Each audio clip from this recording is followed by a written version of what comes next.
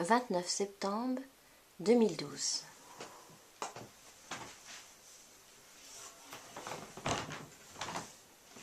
Chers lecteurs des Roses de décembre, et surtout, chers lecteurs de J.M. Barrie, je vous dis bonjour. Aujourd'hui est un grand jour. En effet, je viens de recevoir mes exemplaires d'auteur de la nouvelle traduction de J.M. Barrie, qui sera vraisemblablement en librairie la semaine prochaine. C'est un texte auquel je suis très attachée, un véritable trésor. C'est la dernière histoire que J.M. Barrie ait jamais écrite, 5 ans avant sa mort. C'est un texte assez émouvant, subtil, beau. Il avait offert ce cadeau au lecteur du Times le 24 décembre 1931.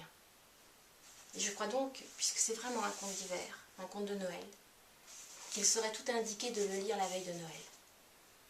Mais malgré tout, j'ai décidé de vous en lire quelques pages aujourd'hui.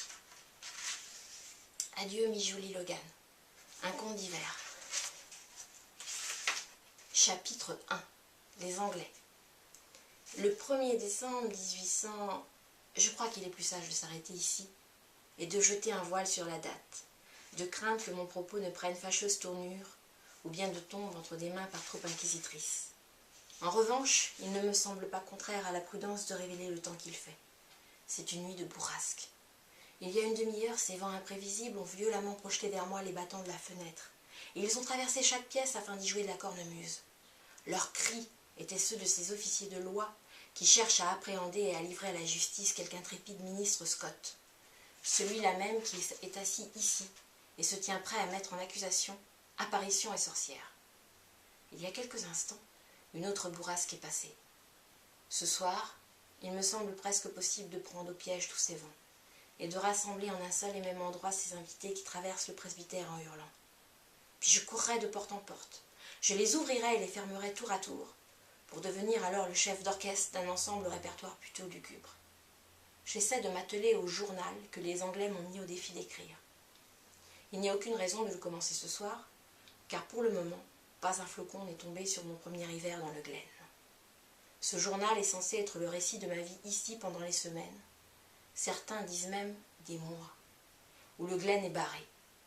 Ce mot signifie que la personne prise au piège dans le Glen peut y demeurer prisonnière. Ainsi, si l'on accorde quelque crédit à ces histoires semblables à de la brume, rampant le long de nos collines, où les Anglais ont dû les ramasser, il existerait des apparitions nommées étrangers. Sans que vous en ayez conscience, le troupe s'empare peu à peu de vous, et vous vous adressez à ces revenants.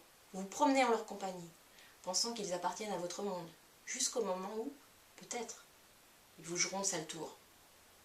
Bien entendu, ce ne sont que des billevesées enfantées par les superstitions de ce peuple, le pain quotidien de ces hommes et de ces femmes qui sont habitués à travailler au grand air et se croiraient condamnés s'ils demeuraient accroupis auprès de leur pot à sel. Mais j'ai promis, le sourire aux lèvres, de garder les yeux et les oreilles ouverts, d'être attentif à leur manigance au sein de mon troupeau et d'en prendre note pour le profit des Anglais lorsqu'ils reviendront au mois d'août prochain. Je suis le révérend Adam Yestrin, et pour être franc, je n'aime pas le prénom Adam et les associations d'idées malheureuses qu'il engendre.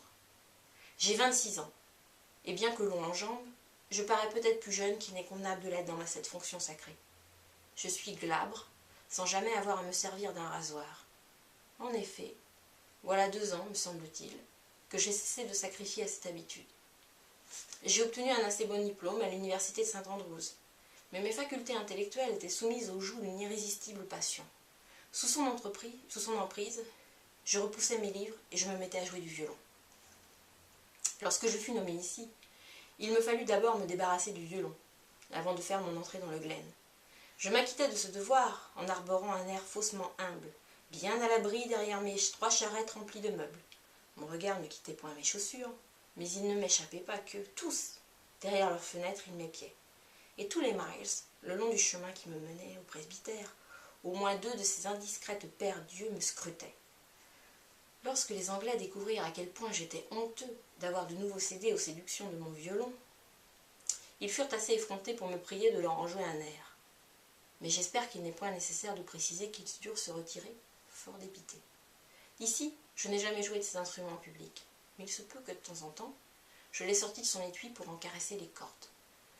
Lorsque mon esprit tourmenté contemple le cours de ce monde, c'est moins ma piètre façon de cajoler l'instrument avec l'archet qui me manque, que de ne plus entendre des airs tirés par des mains plus habiles que les miennes. Je songe aux mélodies écossaises, celles qui évoquent la douceur du foyer. Car bien entendu, les chansons les plus répréhensibles, celles à la gloire des Stewarts, ne trouvent pas grâce à mes yeux. Bien que je ne sois qu'à moitié Highlander, je sais suffisamment de gaélique pour prêcher dans cette langue le jour du sabbat, ainsi qu'il est prescrit. Mais ces pratiques religieuses sont limitées, puisque de nos jours, à l'exception des dissidents, il n'y a guère de purs hommes des Highlands dans le Glen.